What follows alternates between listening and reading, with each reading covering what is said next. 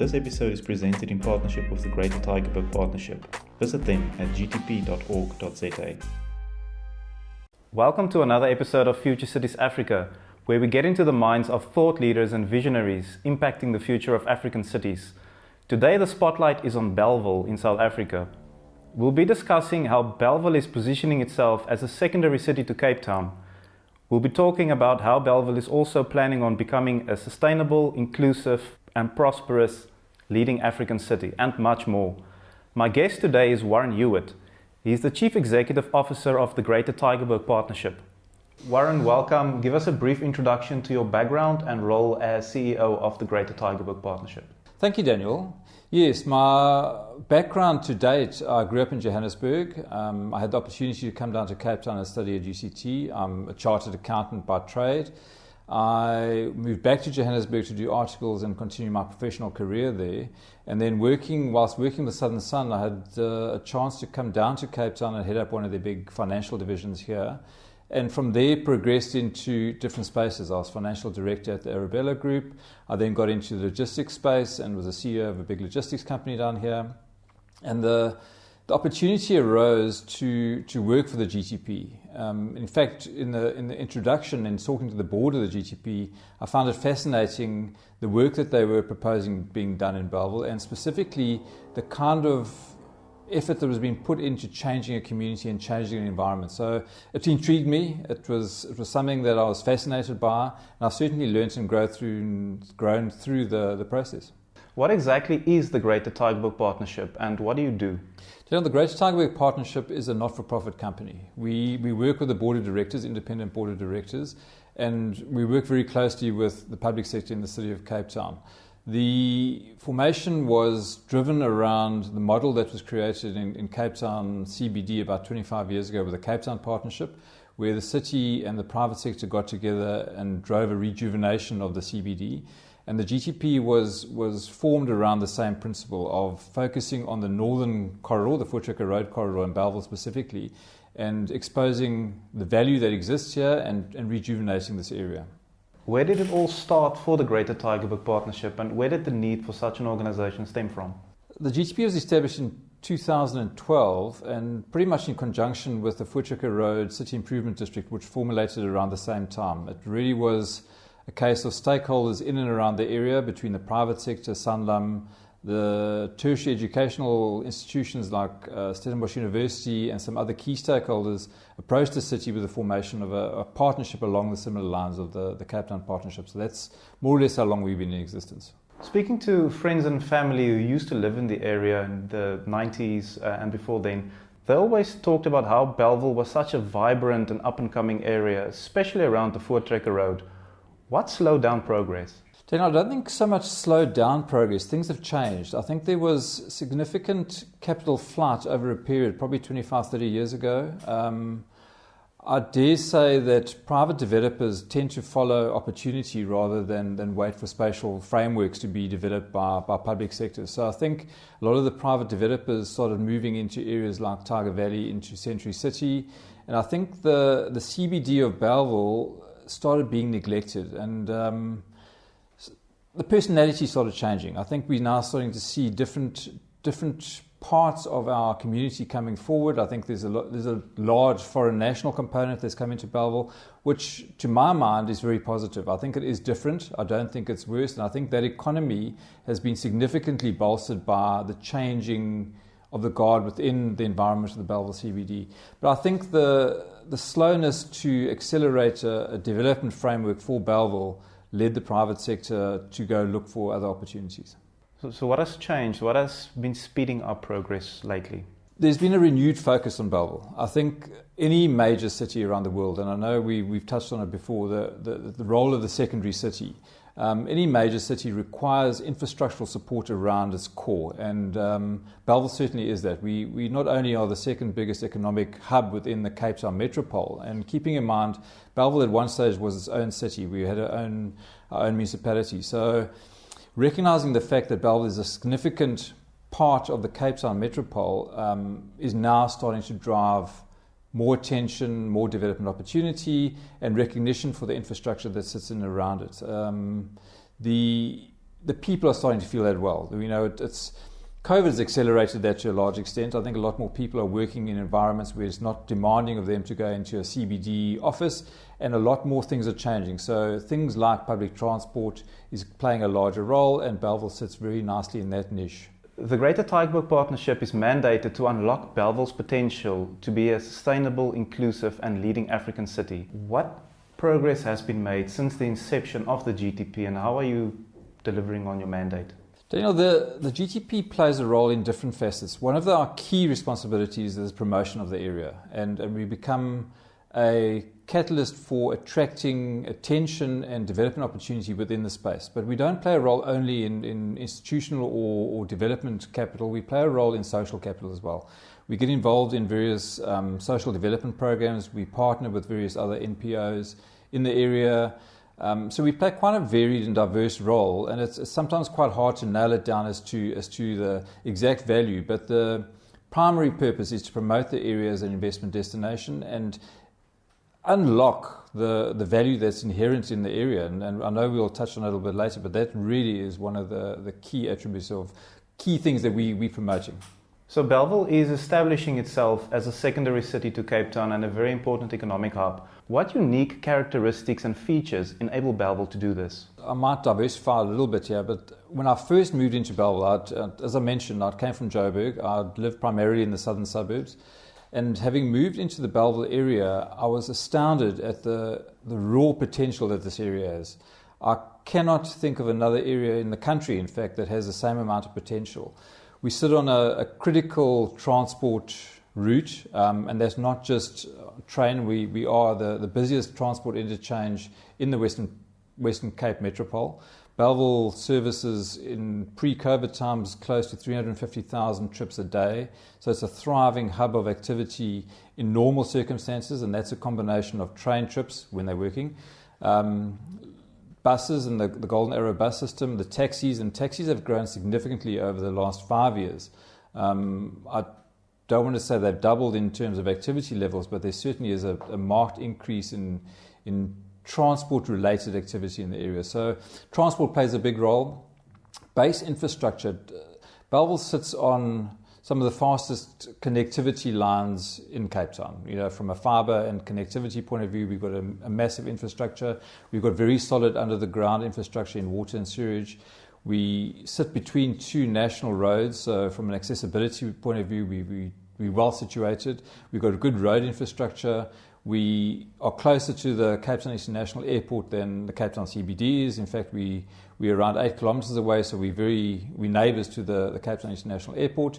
And we're one of the intermodal hubs for the ports. So a lot of containers come into the Bellville zone directly from port. So we've almost got every access to transport in the area.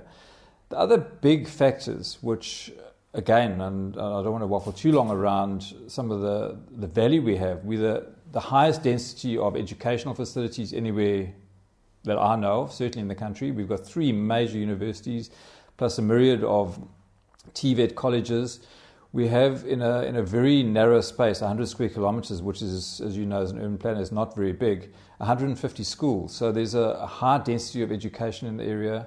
We're a health hub. We've got Africa's second biggest public hospital in Tygerberg Hospital sitting right on our doorstep. We've got more beds, hospital beds per square kilometre than anywhere else. We have quite rightly near the airport, a logistics hub, which is significant in the area. So there's a massive amount of attributes that Bellville and the Bellville area, Para included, have as a promotion song sheet, effectively.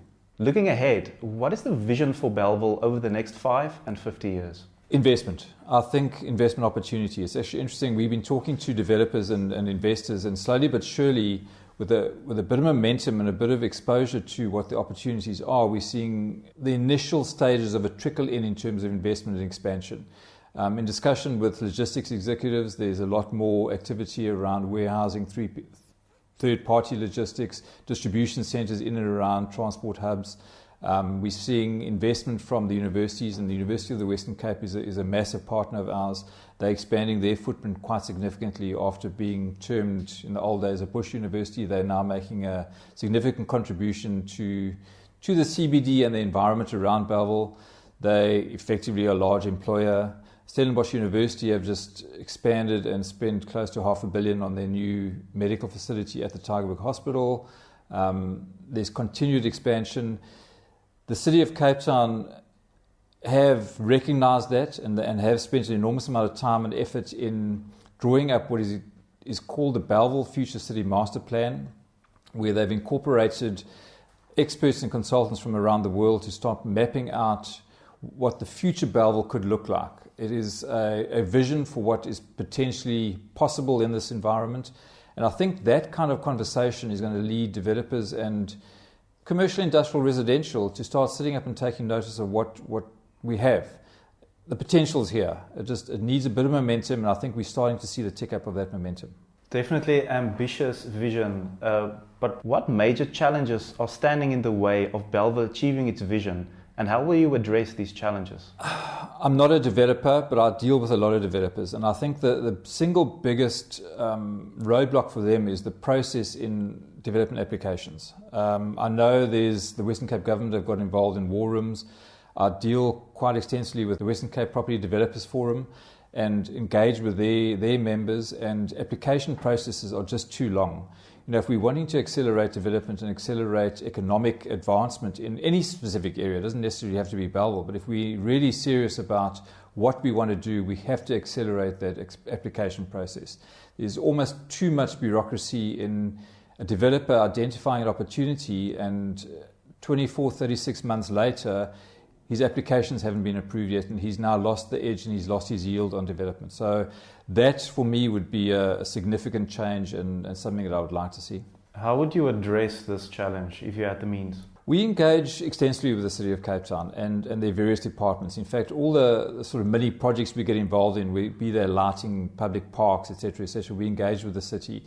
And this is one area that we're pushing quite hard in trying to streamline and hopefully at a time in the future creates a task team which focuses specifically around areas for development. And I know we have urban development zones, but really if you want to incentivize development, give them a turnaround in the applications. And so we're dealing with the various structures within the City of Cape Town and the Western Cape government, but to try and drive that and shave off some time in that process. So if I were to give you a magic wand to advance to your vision, what one piece of legislation or even one piece of people's thinking or doing would you change, and why? It's going to sound like a repeat, but red tape. I would certainly try and remove as much red tape as I could. I think the willingness of the private sector, the willingness of the residents and the community to become supportive. We've seen now through recent times the riots that have happened through KwaZulu-Natal, in Gauteng, and how people in this country have rallied. And I think the willingness of the man in the street to get behind initiatives, get behind opportunities is there. We just need to lift the shackles of allowing them to get involved and make a difference for their future. So I really do think that if we could remove, and it's not just the development applications, but red tape in making progress in an economic front, be it licenses, be it trading, be it whatever else, is really key. So I think that is really important. So on the topic of collaboration, how important is stakeholder collaboration, especially between public and private sector, and what role does the GTP play in facilitating and enabling that? Absolutely critical. Partnerships, not only in our name, but partnerships are so important in trying to drive change. And in fact, it's almost a tripartite. So we work with the private sector, who some big players in this area. We've got some institutional companies here, Sanlam, the Fashini Group, Cipla, Momentum. So we've got some massive companies who really are well vested, not just financially, but they're well vested in terms of their employees, and they want to see progress and they see that opportunity arising. Engagement with the public sector needs a bridge. The public sector traditionally, and I think the Western Cape are better than most, but the public sector traditionally have been more conservative and are slightly less flexible. And I think that bridge and that interaction and the role we play in that should certainly contribute to the partnership and growth of the area.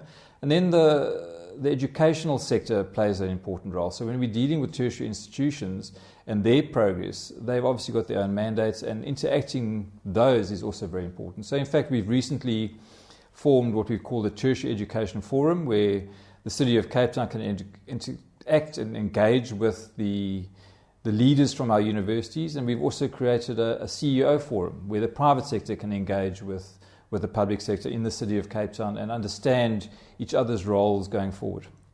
So what advice would you give to other smaller towns and cities who are in the process of rejuvenating themselves?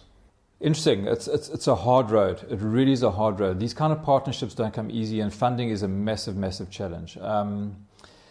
Public sector funding is limited, and the demands placed on any municipality, not just in this town, not in the country, not in all around the world, will have the same experience. So my advice would be to engage with the community and the private sector as early on in the process as possible.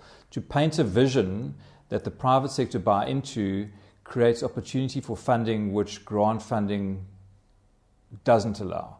It creates opportunities for buy-in from people who are going to be long-term investors, long-term participants, and that buy-in of a community is really important. I think that's the single piece of advice I would give any small town is get your local community and your local companies and private sector behind your initiatives, and then partner with the private sector. So why is Bellville such a great showcase and template for African cities? Interesting. I gave a presentation a while back at a conference in Pittsburgh, in fact, and we talked about how a major metropole, and Cape Town being an international city, has relationships with other international cities. And the City of Cape Town have very strong relationships with international counterparts in Manchester and New York, etc.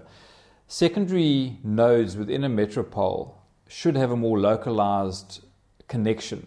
And Bellville is perfect for that African connection. We are well connected, as I mentioned, transport-wise, but certainly as we've seen the growth of the foreign national communities within the Bellville environment, we're seeing those connections become stronger and stronger. And our reach into Africa and our focus into things like Africa become more critical. And as you evolve and walk around the Bellville CBD that it is today, there's more identity with multicultural environments and interesting, fascinating, exciting spaces and thought processes and trading methods. And so combine that with the technology and the advancement that we're having in the university and research, UWC's AR and VR teams, and combining all of that intellectual capital that's sitting in one melting pot is just a launching pad into Africa. And what is Bellville's plans for being a smart city or a smarter, more efficient city? Interesting question. Quite often if you ask somebody about a smart city, they'd refer to a street pole that lights come on automatically or something else happens automatically.